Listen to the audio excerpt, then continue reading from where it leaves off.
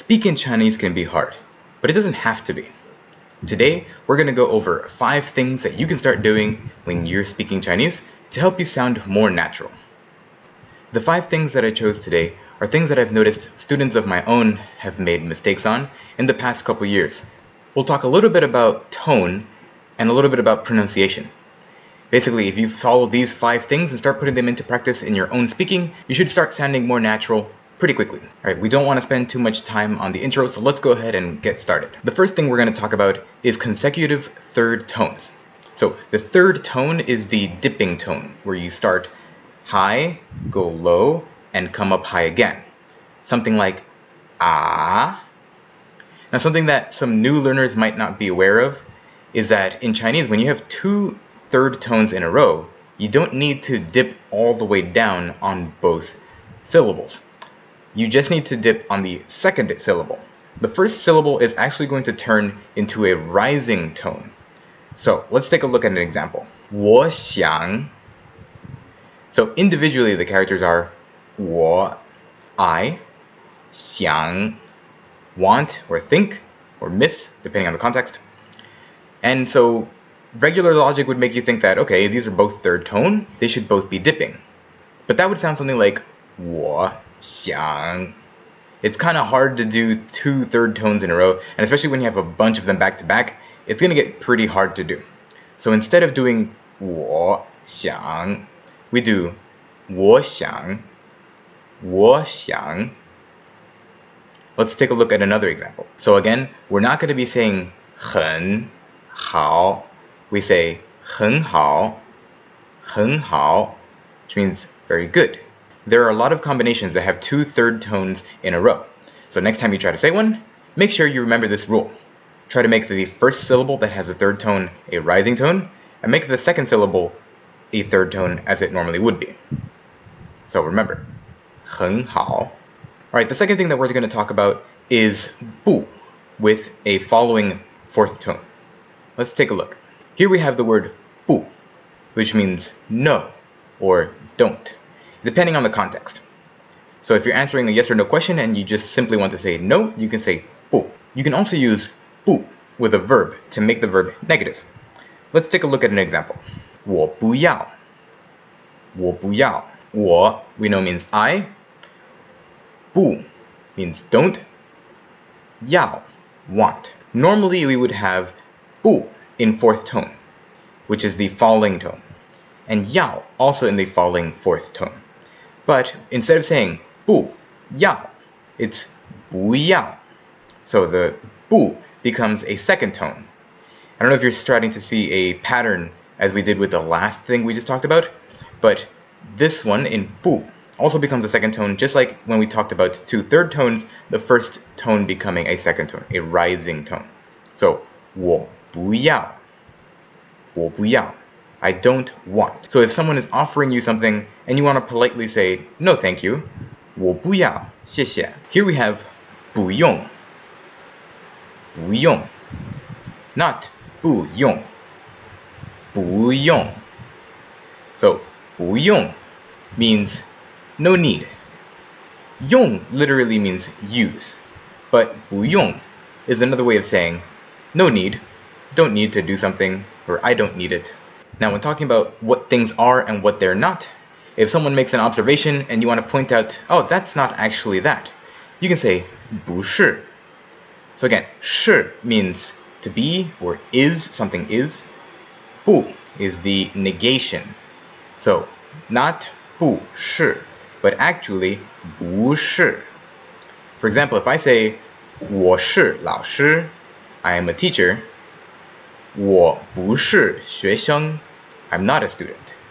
My suggestion for learning to use the correct tone for 不 in context and for third tones in context is the same thing.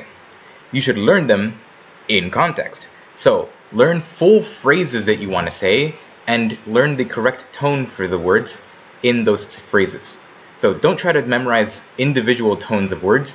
You can, but it's pretty tough. And it makes sense to use words in context because when you speak, you're going to be saying full phrases anyway. Alright, now we're going to get into the pronunciation of some sounds, rather than tones. The first one is U versus Y. Now, For English speakers, it can be really hard to make this second sound, E, because it sounds kind of like an oo, and they're not really sure how to place their tongue to actually pronounce this sound. So, the way to pronounce E is to make an E sound, and slowly work on rounding your lips. Now, the important thing is to keep your tongue in the same position. So when we say E, you can feel the middle back portion of your tongue touching the roof of your mouth. Now you want to keep it there as you slowly round your lips. So it'll sound something like this. E, E, E. So you can get that kind of closing, that tightening sound. And again, hear the difference between oo and E. Ooh. E. The first step to being able to pronounce unfamiliar sounds is being able to hear them. So practice listening to the difference between oo and ü, and once you get the hang of being able to distinguish them in your listening, you'll be able to pronounce them more easily yourself. So remember, placement of tongue, high, forward, pressed up against the roof of your mouth, E. Round your lips, E. So let's take a look at some examples and see how these vowels work in context. 出去, 出去, 出去 means to go out. For example, you can say 出去玩, which means to go out and play or go and hang out. 出 by itself, the first character, means to exit. 去 means to go. Now what you might hear some new learners saying is 出处, since it's hard to pronounce the second vowel, ü. Some people resort to saying u twice. But it sounds pretty clear to a native speaker if you say 出处 versus 出去. So make sure you practice hearing and pronouncing this word yourself, because it's used pretty often. So let's try one more time. 出去, 出去. Alright, on to the next example. 女, 奴. So, the first character means woman, 女. The second character means hard work, 奴. Can you hear the difference? 女, 奴, 女, 奴. These characters are used in different contexts and in different words. So, even if you mispronounce them, you'll probably be understood. But if you want to sound the most natural that you can, you should get the hang of these vowels and pronounce them clearly and correctly yourself. Another pair of sounds that can be difficult for English speakers to pronounce on their own or when compared to each other are the C and Z in Chinese. C in Pinyin, which is the writing system for Chinese using Latin letters, is pronounced kind of like a TS. Ca, ca, ca. The Z is pronounced basically the same way. You position your tongue in the same place, but you don't have that puff of air. So it sounds more like za, za, za. So C, ca, ca, ca. Z, za, za, za. Let's take a look at some words where the only difference is the C versus Z. Cai, zai. Cai means food. Zai means at, or to be located somewhere. 错, 做, 错, 做. So, 错 means wrong. 做 means do or make. Alright, the last thing we're going to talk about is the pronunciation of the letter R in Chinese. Now, just because it's an R and we have R's in English doesn't mean that they're pronounced in the same way. They're pretty different. In English, when we say our tongue curls back a little bit, but doesn't quite touch the roof of our mouth. In the Chinese version of the R, you're actually going to curl the tip of your tongue all the way up so that it's touching the roof of your mouth. Listen to the difference. R, R, R, R. Now let's take a look at some words with R's. 人, 人. This means person. 热,热. This means hot. 好玩. 好玩. This means fun. 好玩.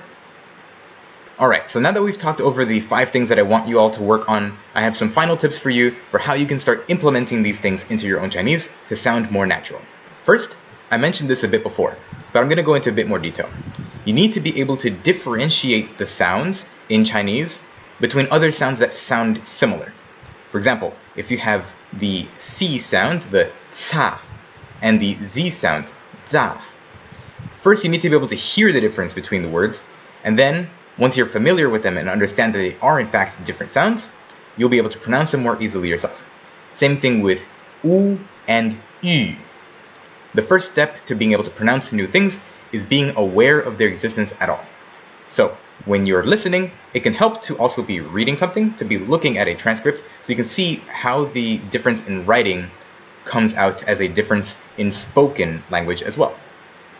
Now, along those lines, you should be listening to Chinese as much as you can. Listen a lot and repeat what you hear. In the first stages, you're going to be wanting to spend most of your time just listening. Don't even worry about trying to pronounce things at the very beginning. This is because you need to give your ears time to adjust to be able to hear the sounds of Chinese and familiarize yourself with them. Once you feel confident that you really know what letters are which and how they sound in Chinese, then you can start pronouncing them yourself. The next step is recording yourself speaking Chinese. Now this is important so that you can compare what you're saying to what you're hearing. Now the same thing can happen when you're singing. If you think, when you're singing, you think your tone sounds fine, you pronounce everything correctly, you're saying the right words. But if you record yourself and listen back, then you might realize, oh, I actually made some mistakes that I can fix. So record yourself saying something and compare it to what you just heard. Then you can kind of scrutinize and really see, are you pronouncing the thing correctly? And what can you work on? What's not quite right? Make a note of it so that you can really perfect it. And finally, of course, is having some guidance. So either getting some feedback from a native speaker of Chinese or an experienced teacher of Chinese. This way, when you speak to them, they will be able to hear your mistakes and point out what things you need to work on. Now, if you're talking to someone just to practice your conversation, you shouldn't worry too much about having all your pronunciation be perfect. Just focus on being able to communicate and understand what the other person is saying. Make sure they can understand what you're saying. But it's also useful to be able to ask the person for feedback and say, hey, this is what I think I need to work on. What do you think? Do you agree? Or what do you see that I could possibly improve? Of course, talking to someone who is proficient in Chinese is also going to help you with your listening comprehension and familiarizing yourself with the sounds of Chinese. All around, it's a great benefit to be able to talk to people who are experienced speakers, whether they're native or just advanced speakers who've learned it as a second language themselves, or a teacher whose job it is to give feedback to Chinese learners. Alright everyone, that is it for today's video. I hope you enjoyed it, I hope you learned a lot, and hope you're looking forward to improving your Chinese and sounding more natural. If you enjoyed the video, please subscribe to my channel and press the bell notification button so that you stay updated with my new Chinese lessons every week. Give the video a like if you liked it, and to help others find the video as well. And feel free to share it with your friends. Get them started on their Chinese learning journeys as well, and show them that Chinese doesn't have to be so hard. As always, thank you for watching the video and for joining me for today's lesson, and I'll see you in the next video.